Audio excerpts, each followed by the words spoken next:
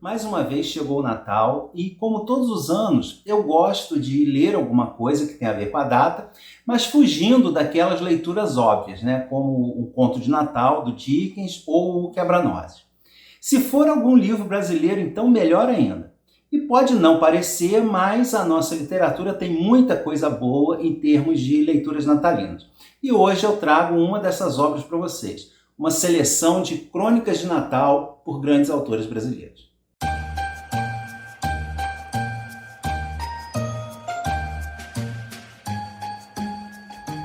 Olá pessoal, sejam mais uma vez muito bem-vindos ao Livros e Books. Eu sou o Carlos e hoje eu trago para vocês a minha leitura natalina desse ano, que foi esse livrinho aqui, né, Crônicas de Natal.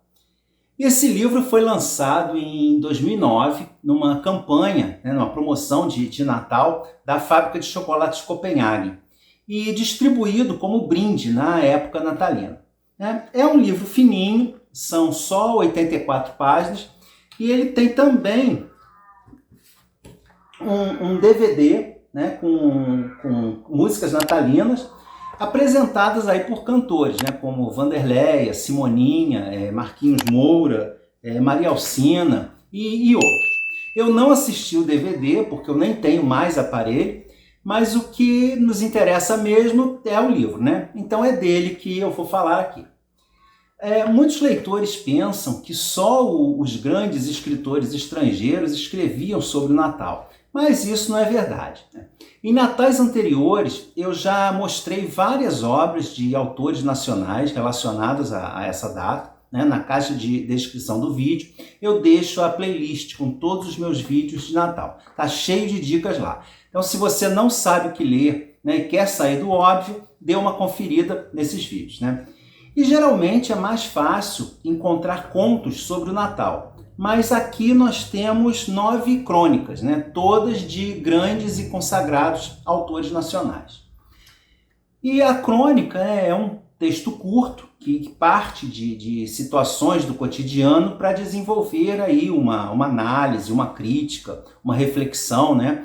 Mas geralmente de forma leve, com uma linguagem simples, né? Mais espontânea e muitas vezes com muito bom humor. Uma outra característica da crônica é que ela não conta exatamente uma história. Ela tem um enredo, mas ele serve mais como ponto de partida, né? Porque o importante na crônica é o desenvolvimento da ideia, não o ponto final.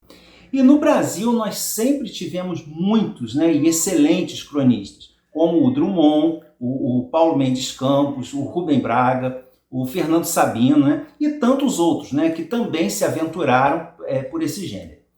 E nesse livro nós temos 9 crônicas, né, escritas por alguns desses nossos grandes autores.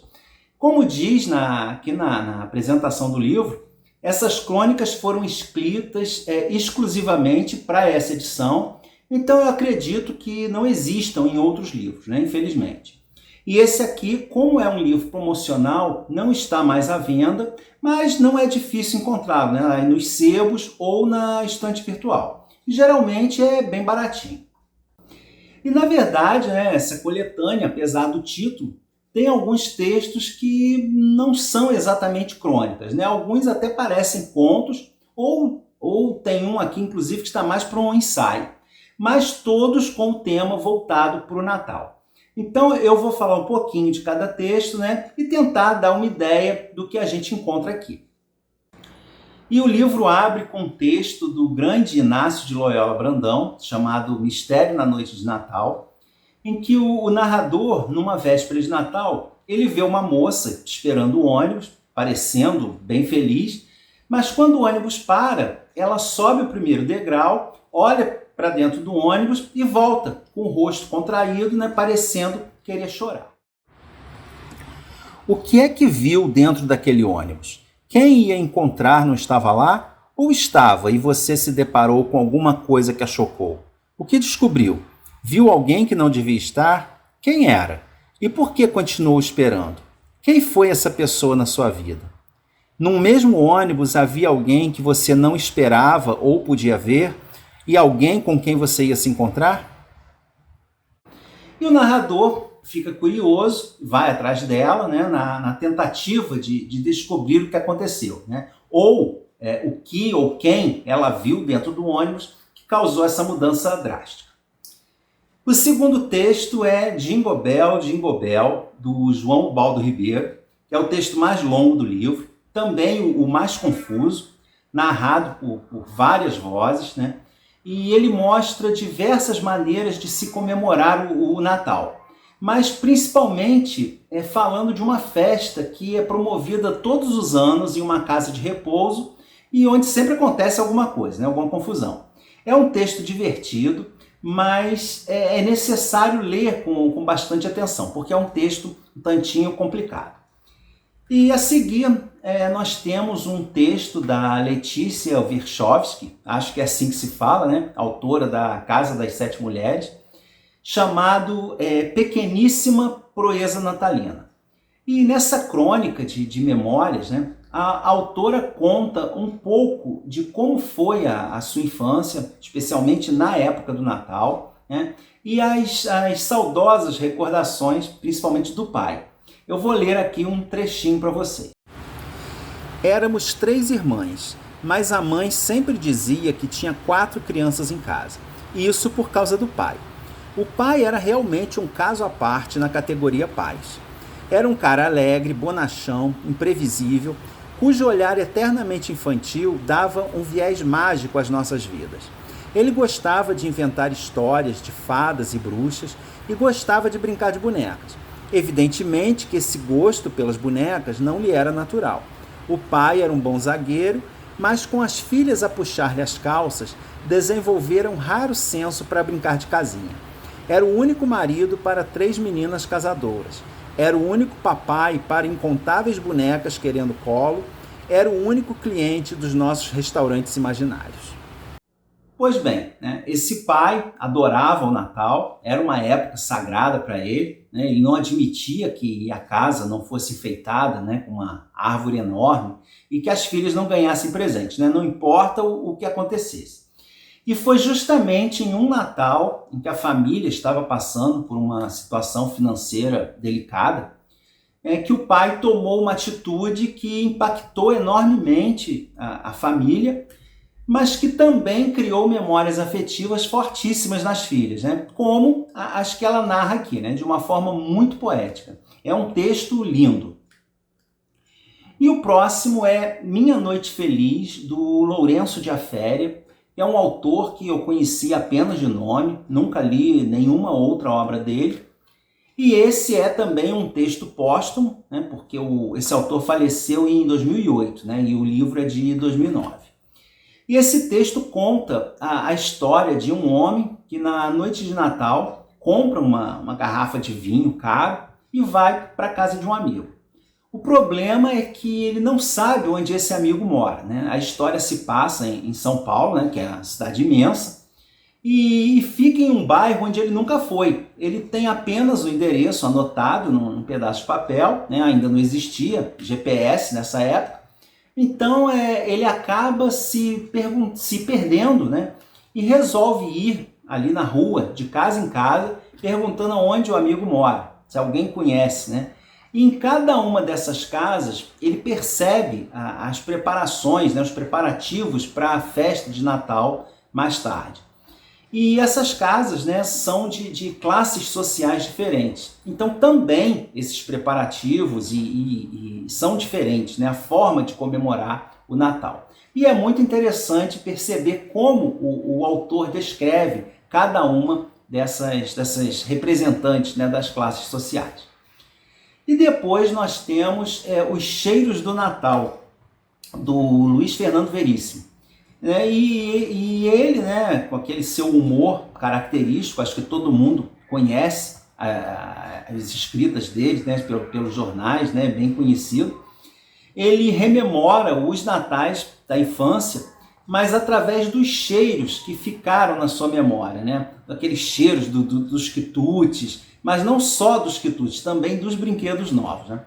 Que a gente sabe muito bem como é por conta dos livros, né? Eu vejo muitos vídeos aí que as pessoas recebem livros e cheiram, né? Aquele cheirinho de livro novo. Então, os odores, né, são uma fonte importante de memórias para a gente, memórias afetivas. Então, é um texto bem curtinho, mas muito divertido. E o próximo é do Marcelo Rubens Paiva, A Memória Fica, e como o próprio título diz, também é um texto de memórias de natais da infância, mas não tem nada de humor do Veríssimo, né, do texto anterior. Aqui ele apela bem mais para as memórias afetivas dos natais, né, passados na fazenda da família, com o avô, com os tios, com os primos, né, numa época sem televisão, sem redes sociais. E como essa socialização vai se desfazendo com o passar do tempo, à medida que todos se tornam adultos. Eu acho que é um sentimento que muitos de nós temos, né? Pelo menos eu tenho, e que também rememoro com bastante saudade os natais passados na casa da avó. Mas essas doces memórias vão dando lugar a um sentimento de luto quando ele conta, né, que no mesmo ano perdeu o avô, o pai e o tio mais velho. E a saudade que essas pessoas deixaram em seus natais, né, a partir de então. Vou ler aqui um trechinho também para vocês. A família entrou em crise financeira. Os bens começaram a ser vendidos. A grama deixou de ser aparada. O gado morreu doente. O rio ficou poluído. E por fim, ousaram vender aquela fazenda tão fundamental para a vida de cada um. Modificaram a sua essência e até as cores das paredes. Chegou a televisão, o telefone, a internet. Até uma pequena favela foi levantada na outra margem do rio. No entanto, o céu ainda é o mesmo. As montanhas ainda estão cobertas pela mata densa. O professor de violão ainda mora lá. E a memória fica. Não existe força do universo que a elimine. Memória é igual à alma. É pura, transparente e imortal. Não se apaga. Lembrar não tem preço. Então, é um texto muito tocante, né, que emociona. Na minha opinião, foi o melhor do livro. No próximo texto, nós voltamos ao humor com É Natal, do Mário Prata.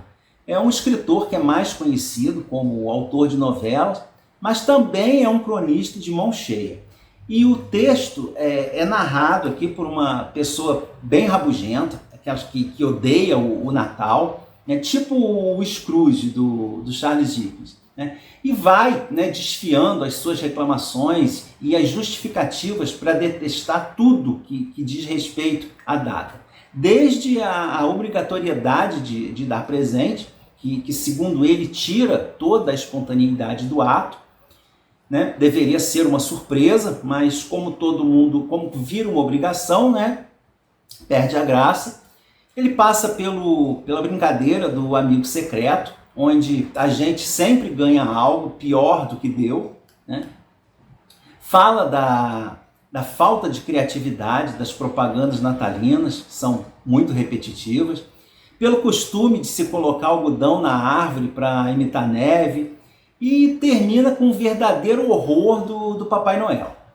Mas nada se compara à confraternização da firma no barzinho, né? Que é hilária, né? Terminando com a verdadeira lavagem de roupa suja que acontece em muitas famílias, né, durante a ceia. Naquele clima totalmente oposto ao do conto anterior, que é bem saudosista, né? Aqui não, é bem escrachado mesmo o negócio, né? E esse é um daqueles textos que se tornam engraçados porque a gente reconhece neles muitas das situações que nós mesmos vivemos, né, ou fazemos nessa época. É um texto engraçadíssimo, realmente. E seguimos com um outro grande autor, o Moacir Sclia, com Os Muitos Natais do Brasil. E esse texto é o mais diferente do livro, né? O que eu falei, parece mais um ensaio, mas é também muito interessante, porque o autor ele traz um panorama das diversas tradições natalinas brasileiras em contraponto aos costumes e símbolos importados dos europeus e que não tem absolutamente nada a ver, né, com um país tropical onde o Natal é no auge do verão. E no finalzinho do texto, ele dá um apanhado das manifestações do Natal na nossa literatura, citando alguns aí dos mais famosos contos sobre o tema, como o Missa do Galo, do Machado de Assis, né? O Conto de Natal, do Rubem Braga, ou o Peru de Natal, do Mário de Andrade. Mas ele se detém especialmente na verdadeira obra-prima, que é o Morte e Vida Severina, do João Cabral de Melo Neto, que eu, pessoalmente, acho que é um dos poemas mais bonitos e comoventes da nossa literatura. Então é um texto que, apesar de não ser, não contar uma história, né, é bem interessante, né, por conta dessa carga cultural que ele traz. E a coletânea termina com um texto mais reflexivo, né, mais complexo também, que é um presépio brasileiro da Nélida Pinhon.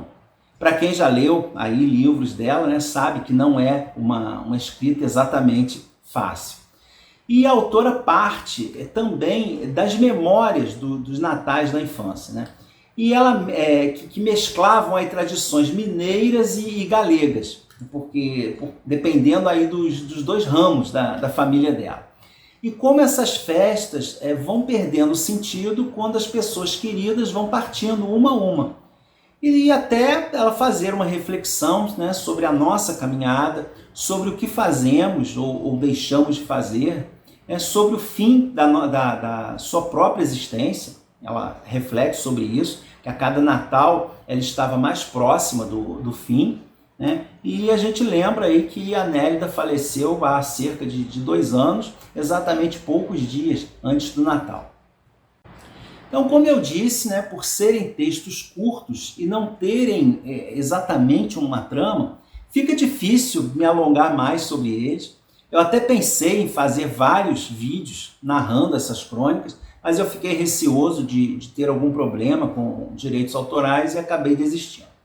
Mas eu reforço a indicação desse livro, né? Quem passar por ele em algum sebo, não deixe a oportunidade passar. É um livro muito bom, que nos traz recordações da infância, nos emociona, nos faz rir, mas também mostra um pouco de que nem todas as pessoas têm uma noite feliz, né? Que o Natal não é festa para todo mundo, né? E que é importante nós termos esse olhar mais atento para os dramas do próximo, que às vezes está passando por situações complicadas e tudo que deseja é uma pequena manifestação de carinho, né? Por menor que seja.